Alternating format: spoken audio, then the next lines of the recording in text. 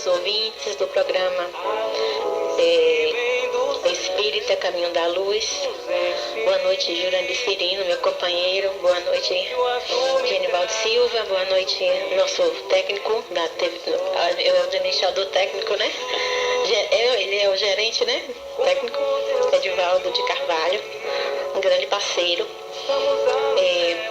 Boa noite também aos amigos e companheiros do Centro Espírita Luz, Amor e Verdade, da sede aqui de Conceição do Coité, aos amigos da Casa de Oração Bezerra de Menezes, no distrito de Salgadalha, e aos amigos da Casa do Caminho Jesus de Nazaré, no distrito de Juazeirinho. Nós queremos parabenizar especialmente o nosso companheiro Djalma Araújo Pereira, o nosso queridíssimo Lana, que completa hoje mais um ano de existência, e para a existência dele nos traz muita alegria, porque é uma pessoa formidável. Então queremos agradecer a toda a equipe da Rádio Cisal por essa oportunidade de estarmos aqui nesse momento.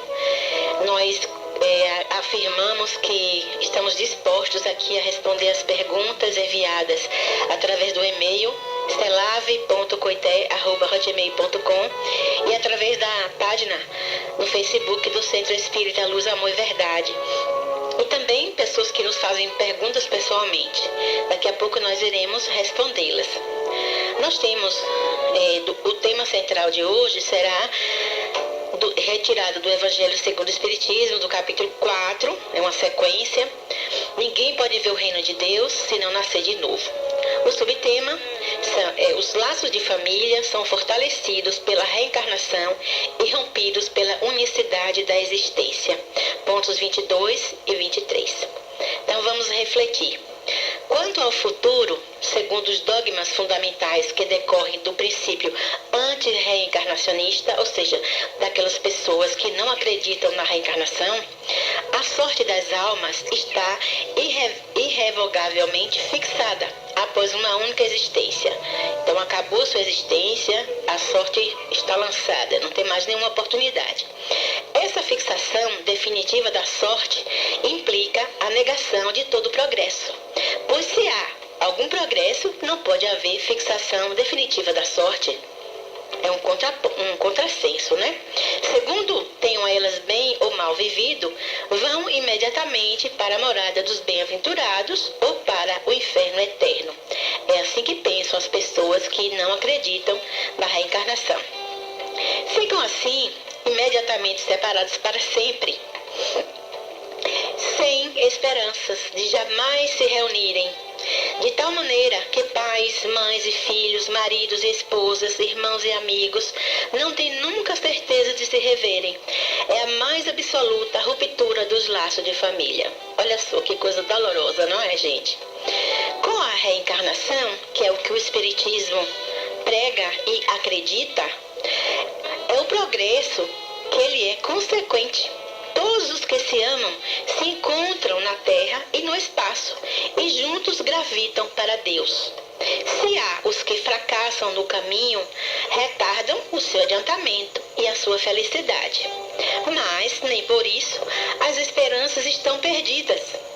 Ajudados, encorajados e amparados pelos que os amam, sairão um dia do atoleiro em que caíram.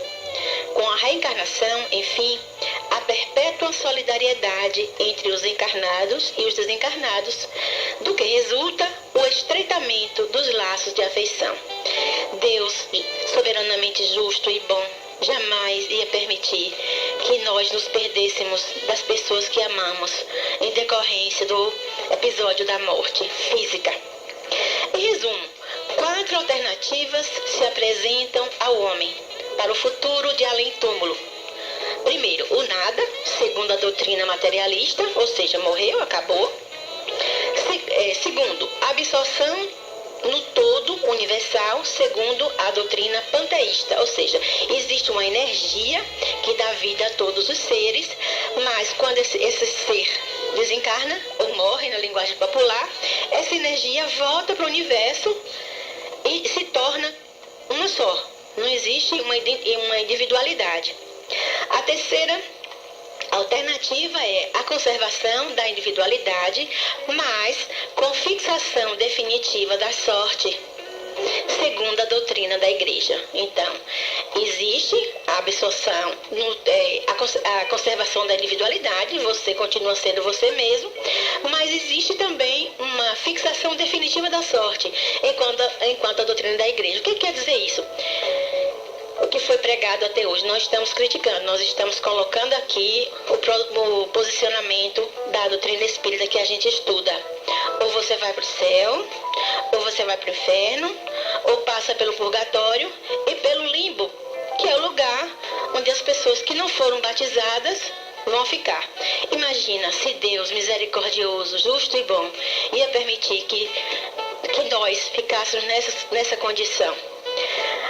A Bíblia, o Evangelho, diz tão claramente que Deus não quer que nenhuma de suas ovelhas se perca. E Ele deu essa tarefa a Jesus Cristo, que é o governador espiritual desse planeta. O que Jesus quer? Vá em busca das minhas ovelhas perdidas, ou seja, daqueles que estão afastados dos ensinamentos de Deus, daqueles que perderam o endereço de Deus, como o Divaldo Franco costuma falar. E a quarta alternativa é a conservação da individualidade, com um progresso infinito, segundo a doutrina espírita. É nisso que a gente acredita. O ser continua com a sua individualidade e vai progredindo infinitamente, ou seja, a inteligência, os desejos, os dons não são atributos do corpo material, são atributos da alma. E esses atributos, esses valores, eles seguem junto com o espírito. O que morre é somente o corpo físico. A individualidade, eu sou Maria Alva encarnada, vou continuar sendo Maria Alva desencarnada. Jurandir, Genivaldo, a mesma coisa. De acordo com as duas primeiras, ou seja, o nada, segundo a ideia materialista, e a absorção do universal, segundo a ideia panteísta. Então, de acordo com essas duas primeiras, os laços de família são rompidos pela morte. Então, morreu, acabou, cada um tem o destino traçado para nunca mais se encontrar e aí acabou a experiência. E não há nenhuma esperança de se reencontrarem. Olha só que tristeza. Com a terceira, a possibilidade de se reverem, que é a da igreja, né, que diz que se reencontram, mas tem também a sorte de acordo com o que a pessoa fez. Ou ela vai para o céu, ou vai para o inferno, ou vai para o purgatório, ou vai para o limbo, né? Então, veja bem, e não há nenhuma esperança de se reencontrarem, ou seja, mais nunca vão se reencontrar, nem pai, nem mãe, nem amigos. Com a terceira, que é o que a doutrina espírita acredita, a possibilidade de se reverem, contanto que estejam no mesmo meio, podendo esse meio ser o inferno ou o paraíso. Com a pluralidade das existências, que é inseparável do progresso gradual, existe a certeza da continuidade das relações entre os que se amam, e é isso que constitui a verdadeira família. Não é?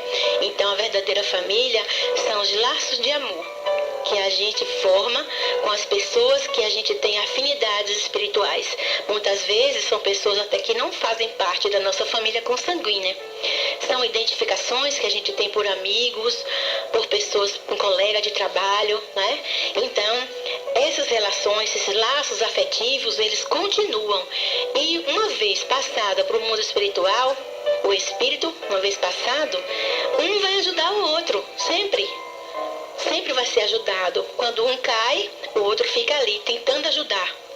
Então, essa aí a gente entende que é muito mais lógica, muito mais caridosa e se enquadra mais com a pregação de Jesus e com os desígnios de Deus, que é todo bondade e misericórdia. Bem, meu amigo quer fazer algum comentário, Jurandir Cirino? Boa noite a você, ouvinte da Rádio Cisal. Quero mandar um abraço especial para os meus ouvintes e colegas de Santa Bárbara. Um abraço muito grande para a Tati e para todo o pessoal do grupo da Farmatur. Esse processo aí cai como uma luva porque versa sobre o tema do nosso simpósio, né, que durou de quinta até domingo com um êxito muito grande, graças a Deus. Aliás, queria mandar um abraço para todos que frequentaram o nosso simpósio. Foi casa cheia, sucesso, graças a Deus. Então, essa explanação aí, ela já é muito clara, né? Ela mostra exatamente a justiça divina, a justiça divina de dar oportunidade àquele que errou para retomar e reconciliar o seu erro, não de uma condenação infinita. Errou, não tem chance de erro. Não seria Deus, porque o pai humano não faz isso com o filho. Quanto mais Deus, que é sua bondade. Jamais Deus puniria a pessoa com uma única existência se ela se colocou no erro. Sem contar que nesse processo existem as pessoas que nascem e morrem com um mês, as que são ditas ir para o limbo, são exatamente as crianças que nem tempo para batizar teve, né? Então o limbo seria o lugar específico de crianças. Elas nem acertaram nem erraram, elas simplesmente nasceram e antes de fluir a vida, elas desencarnaram. Não seria justo com uma pessoa que viveu no interior do Piauí, passando seca, passando fome, passando sede e mesmo assim não errando, não roubando o que é do outro, né? Com todas essas agrúrias da vida, e mesmo assim essas pessoas perseveraram no bem. Então esse Deus colocado dessas três formas aí, né, são um Deus inexistente, um Deus que não é misericordioso e um Deus que não tem a indulgência para com seus filhos. Esse Deus definitivamente não existe. O Deus que existe é o Deus que absorve, o Deus que acolhe e o Deus que dá inúmeras chances em quantas encarnações você precisar para evoluir e chegar ao seio do Senhor. Bom, então, esclarecido esse tema, vamos agora para as perguntas. Luiz Carlos pergunta: um amigo meu tirou uma foto da esposa pelo smartphone. Quando ele foi olhar a foto, ao lado da esposa havia uma imagem de mulher bem definida, que não estava presente fisicamente falando no ambiente. Como isso pode acontecer? A doutrina espírita explica? Luiz Carlos, boa noite. Muito obrigado pela sua audiência. A doutrina espírita explica assim. Isso é um fenômeno que se chama transcomunicação instrumental. E isso hoje está muito difundido, muito estudado. A NASA tem milhões de fotos de pessoas desencarnadas. Não publica, mas tem. E aqui no Brasil já existe muitos cientistas com esse tipo de trabalho também. É comum isso aparecer, sobretudo com a tecnologia que se tem hoje. Para você ter uma ideia, nós estamos beirando 7 bilhões de criaturas encarnadas, vivas no corpo, aqui na Terra. Mas a população do planeta é de quase 32 bilhões. Então, para cada pessoa encarnada, nós temos mais 4 desencarnadas. Então, em todo lugar que você for, tem muito mais gente perto de você, fora do corpo, do que com o corpo. Se você estiver no seu quarto, está lá 4, 5 pessoas junto com você, só que desencarnada. E esse processo que aconteceu no smartphone do seu amigo é um processo conhecido, detalhado pela doutrina espírita, como eu te falei, é a transcomunicação instrumental. Vai ficar muito comum nos nossos dias. Bom, aqui Eunice pergunta: tem uma sobrinha que está muito deprimida. Ela perdeu o sentido da vida. Já fez várias sessões com psicólogos, mas ainda continua do mesmo jeito. A doutrina espírita pode ajudá-la? Eunice. Boa noite, Eunice. Olha, eu vou te responder como espírita e vou te responder como psicanalista. A depressão, ela nada mais é do que um cansaço. Só que é um cansaço da alma, né? Quando a sua sobrinha nasceu, ela já trouxe a depressão no espírito dela. A depressão é uma doença que se insere no espírito da pessoa.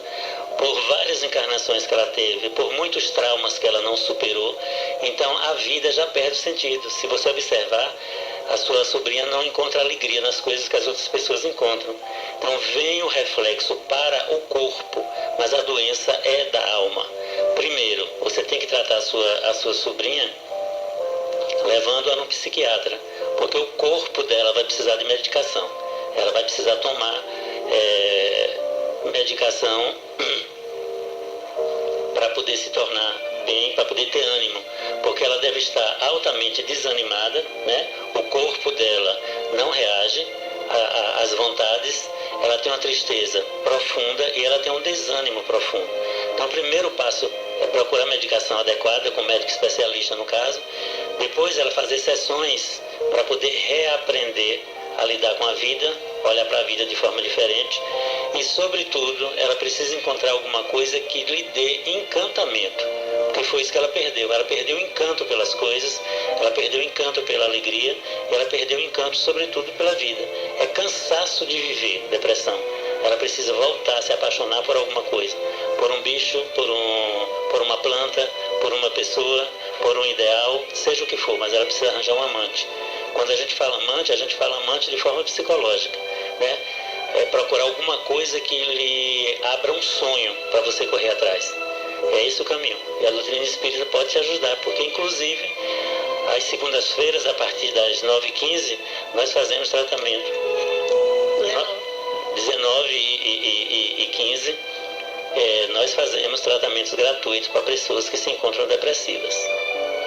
Bom, aqui nós temos uma outra pergunta de Sérgio, que ele diz assim: como manter a serenidade em meio à crise econômica em que estamos vivendo? Qual é a melhor conduta? Olha, Sérgio, você deve estar ouvindo o nosso programa e você viu que a minha irmã Maria Alva, ela falou aqui no início que Jesus é o governador do planeta Terra. Então, tudo que está acontecendo no nosso país não está acontecendo de graça. A espiritualidade está por trás de toda a mudança, de toda a crise, de toda a descoberta da corrupção, né? Porque o nosso planeta está passando por um período de saindo de categoria de provas e expiações, onde reina praticamente a dor, né? A maldade, e passando para a regeneração. No processo de regeneração não é que a gente vai viver sem dor, mas nós vamos viver com pessoas melhores, com pessoas mais comprometidas com o outro, com amor para o outro, para com a natureza, para com os animais. Nós vamos conviver com seres melhores. Então, essa crise é ensinamento. Você, para ter serenidade, basta que você tenha fé verdadeira em Deus, né? Deus nos ensinou que os pássaros não plantam nem colhem, e nem por isso passam fome. Deus os alimenta. Então, se você tiver fé, né, que Deus vai suprir as suas necessidades, você nem vai entrar em desespero e vai manter a sua serenidade, porque você sabe que Deus está tomando conta e que Jesus é que comanda a terra. Ele não vai deixar você passar fome, pode ter certeza disso. Vai mostrar caminhos, né, Jura? Isso. Não é que você vai ficar na inércia esperando que a sorte venha bater na sua porta, né? Eles com certeza vão inspirar, a buscar o seu sustento com dignidade. Regina pergunta: Jesus nos ensinou que os mansos e pacíficos herdarão a terra. Como a doutrina espírita interpreta este ensinamento? Olha, Regina, os mansos não são aquelas pessoas que dizem amém a tudo, não. Os mansos são as pessoas que correm atrás dos seus ideais, mas que têm resignação. Resignação é uma palavra que às vezes as pessoas distorcem. Acha que resignação é estar sofrendo e ficar quieto, é estar sendo desrespeitado e ficar quieto. Não é isso que é a mansuetude. Você é manso quando você tem um ideal, você luta por esse ideal, e quando você não consegue mudar esse ideal, você aceita a situação que você está, mas você corre atrás de modificar, sem isso atingir o outro, sem praticar violência. Então, os mansos são aqueles que aprenderam a amar, mas não são aqueles que vivem na inércia, né? São essas pessoas que realmente estão vindo para a Terra agora nesse período de regeneração. São os mansos, aquele que respeita o direito do outro, aquele que respeita as diferenças do outro, aquele que vê o outro evoluindo sem julgamento, sem cobranças e, sobretudo, sem violência. São essas pessoas que vão habitar o nosso planeta. Flávio pergunta: nasci numa família de poucos recursos econômicos. Passamos até algumas dificuldades. Eu fui o único que prosperou na vida, através da dedicação aos estudos e a muito trabalho. Dei a mão a todos os meus irmãos e irmãs. Ajudei da forma que pude. Depois de amparar meus pais, evidentemente que tiveram uma velhice tranquila. Todos me viraram as costas. Isso foi uma prova para mim? E os meus irmãos e irmãs se comprometeram diante de Deus? Olha, foi uma prova para você porque era necessário. Era necessário para aprendizado. Tudo aquilo que vem para você, sobretudo a ingratidão, que foi o que aconteceu com você, é uma das maiores dores. Então isso faz você aprender que quando você dá, algo a alguém, você deu a Deus, você deu ao mundo, porque tudo que nos pertence é empréstimo. Na verdade, tudo é do Pai, como disse Fábio de Mello. No momento que você ajudou a todos e que eles lhe viraram as costas, você teve um grande aprendizado. Vai saber que verdadeiramente confiança você só pode ter com Deus. E nem tudo aquilo que você faz com o outro faz com você. Então, é para você aprender a dar, sair e deixar para trás, não esperar recompensa. A obrigação de quem quer evoluir é não exigir nada, absolutamente nada do outro, seja quem for esse outro, pai, mãe, irmão, filho. Você exige nada dos outros e muito de você. Lhe garanto que você vai ser muito mais feliz. A poetisa goiana Cora Coralina, ela fala assim: semeie e não olhe para trás. Você vai colher flores de uma outra sementeira. Ou seja, nem sempre as pessoas que a gente faz o bem, elas são gratas, né? Porque a gratidão é um sentimento muito nobre. Nem todo mundo tem, né, Júlio? Vamos lá. Silvia pergunta: tem uma pessoa na minha família que não gosta de mim de jeito nenhum. Sinto que tem muita inveja, pois sou uma pessoa comunicativa e muito querida. Já tentei de várias maneiras uma aproximação verdadeira, pautada na indulgência, mas nada adiantou. Devo isolar essa pessoa ou o que o Espiritismo orienta nesses casos? O Espiritismo vai te dizer que você tem uma relação tóxica. As relações tóxicas, na grande maioria das vezes, ela acontece entre parênteses, porque parentes são pessoas endividadas de outras encarnações, são espíritos que precisam juntar-se numa nova chance de reconciliação. O que deve estar acontecendo? Você deve ter perdoado o que foi feito em outra encarnação e ela ainda não. Vieram juntas para resgatar. Você está fazendo a sua parte, ela não está fazendo a dela. Então, isolar ou não isolar não é o problema. O problema é você compreender que você não precisa fazer mal nenhum para ela, mas que você também não precisa estar correndo atrás. Limpe o seu coração, siga a sua vida, não a odeie, mas trate de forma que deixá-la à vontade. Se ela quiser se aproximar de você e não for nenhum sacrifício para você, tudo bem. Se não, deixa ela fazer o que o livre-arbítrio dela, ou seja, a escolha pessoal dela faz. Se você não odeia, se você não faz nenhum mal, você já cumpriu o seu cargo. E também orar, né, por essas pessoas. Jesus nos disse: orai por aqueles que vos perseguem e caluniam. Então, a gente ora e a gente não entra nessa sintonia ruim, né? Isso. A sétima pergunta, no caso, né? Júlia pergunta: participei discretamente do simpósio do Centro Espírita, que terminou ontem. Muito se falou sobre o céu, o inferno, o purgatório e o limbo. Este último eu nunca ouvi falar. Então, de fato, esses lugares são estado de espírito? O que ouvimos falar sempre são más interpretações das escrituras da Bíblia? Com toda certeza. Meu nome dela? Júlia. Com toda certeza, Júlia. Não existe. Todas essas nomenclaturas que está aí são invenções. Se você observa o trabalho do Papa Francisco, que é um homem altamente iluminado, né? Projetado para fazer o trabalho que está projetado pela espiritualidade, ele há 15 dias atrás ele disse que não existe fogo no inferno, porque o inferno não existe, assim como não existiu Adão e Eva, que é folclore, né? O Papa fala isso, já desmistifica bastante isso daí. Não existe o lugar chamado inferno, não existe o lugar chamado céu, não existe o lugar chamado purgatório e nem existe o lugar chamado limbo. Isso é o que está inserido dentro de você, no seu psiquismo, na sua capacidade emocional. Então, se você está aqui encarnado e você está vivendo em depressão, se você está vivendo com medo, se você está vivendo angustiado, você já está no inferno. O seu estado emocional já é o inferno.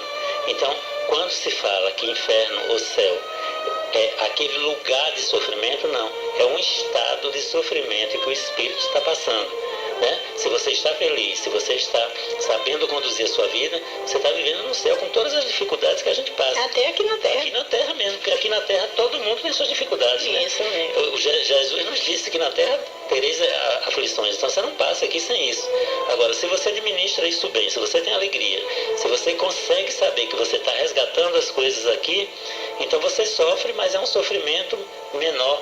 E é um sofrimento que você compreende que é necessário para a sua elevação espiritual.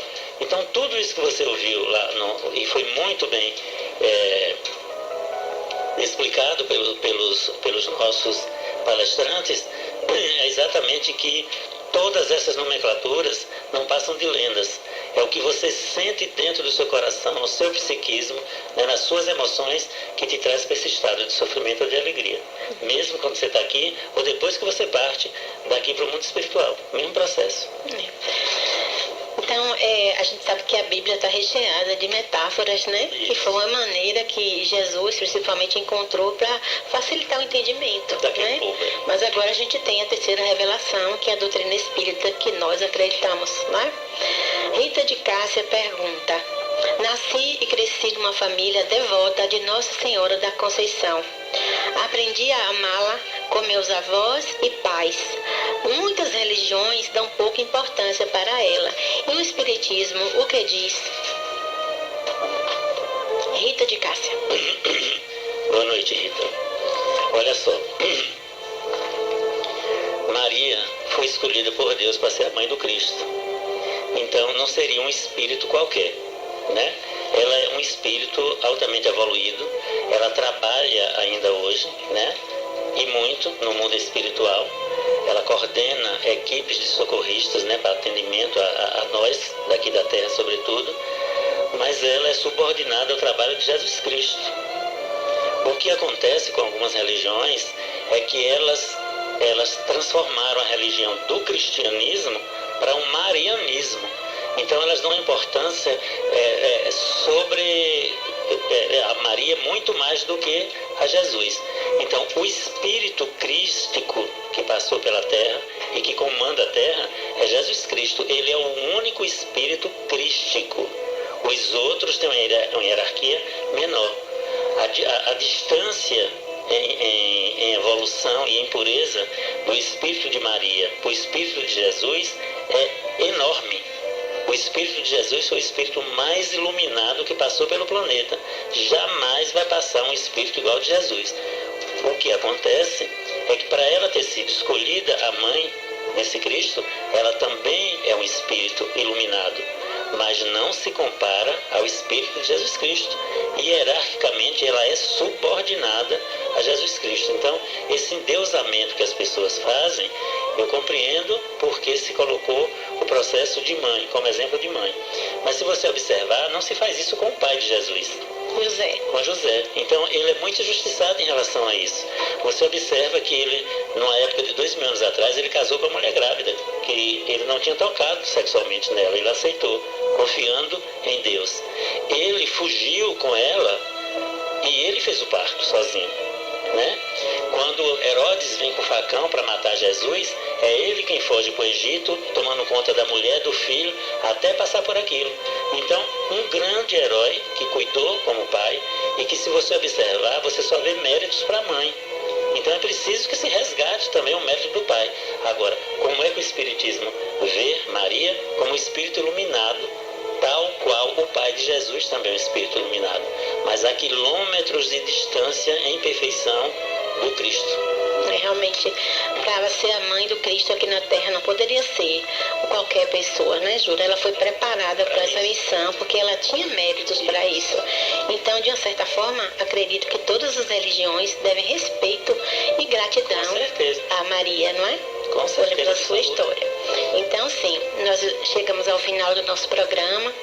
Nós queremos agradecer a Deus, nosso Pai, a Jesus, nosso mestre e governador desse planeta, aos espíritos de luz que nos inspiram, que nos ajudam nessa empreitada, por essa oportunidade de levar adiante essa doutrina esclarecedora, não com o objetivo de arrebatar, como diz, fiéis, né? Esse não é o nosso objetivo. O nosso objetivo é esclarecer em relação à doutrina espírita, que fala da vida após a morte física e suas relações com o mundo material.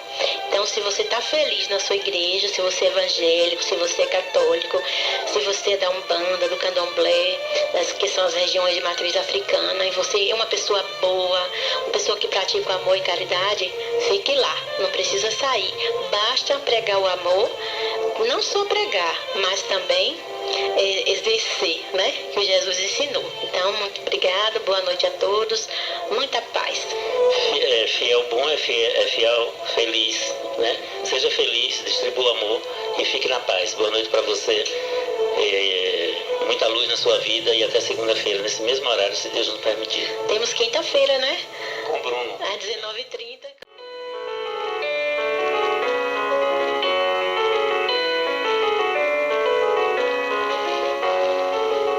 Boa noite a todos, ouvintes do programa Espírita Caminho da Luz. Boa noite, Jurandir Cirino, meu companheiro. Boa noite, Genivaldo Silva. Boa noite, nosso técnico da TV, é o administrador técnico, né? Ele é o gerente, né? Técnico, Edivaldo de Carvalho, um grande parceiro. Boa noite também aos amigos e companheiros do Centro Espírita Luz, Amor e Verdade, da sede aqui de Conceição do Coité, aos amigos da Casa de Oração Bezerra de Menezes, no distrito de Salgadalha, e aos amigos da Casa do Caminho Jesus de Nazaré, no distrito de Juazeirinho. Nós queremos parabenizar especialmente o nosso companheiro Djalma Araújo Pereira, o nosso queridíssimo Lana, que completa hoje mais um ano de existência, e para a existência dele nos traz muita alegria, porque é uma pessoa formidável. Então queremos agradecer a toda a equipe da Rádio Cisal por essa oportunidade de estarmos aqui nesse momento. Nós afirmamos que estamos dispostos aqui a responder as perguntas enviadas através do e-mail celave.coité@hotmail.com e através da página no Facebook do Centro Espírita Luz, Amor e Verdade. E também pessoas que nos fazem perguntas pessoalmente. Daqui a pouco nós iremos respondê-las. Nós temos, o tema central de hoje será retirado do Evangelho segundo o Espiritismo, do capítulo 4, é uma sequência. Ninguém pode ver o reino de Deus se não nascer de novo. O subtema os laços de família são fortalecidos pela reencarnação e rompidos pela unicidade da existência. Pontos 22 e 23. Então vamos refletir. Quanto ao futuro, segundo os dogmas fundamentais que decorrem do princípio anti-reencarnacionista, ou seja, daquelas pessoas que não acreditam na reencarnação, a sorte das almas está irrevogavelmente fixada após uma única existência. Então acabou sua existência, a sorte está lançada, não tem mais nenhuma oportunidade. Essa fixação definitiva da sorte implica a negação de todo progresso, pois se há algum progresso, não pode haver fixação definitiva da sorte. É um contrassenso, né? Segundo tenham elas bem ou mal vivido, vão imediatamente para a morada dos bem-aventurados ou para o inferno eterno. É assim que pensam as pessoas que não acreditam na reencarnação. Ficam assim imediatamente separados para sempre, sem esperanças de jamais se reunirem, de tal maneira que pais, mães e filhos, maridos e esposas, irmãos e amigos não têm nunca certeza de se reverem. É a mais absoluta ruptura dos laços de família. Olha só que coisa dolorosa, não é, gente? Com a reencarnação, que é o que o Espiritismo prega e acredita, é o progresso que ele é consequente. Todos os que se amam se encontram na terra e no espaço e juntos gravitam para Deus.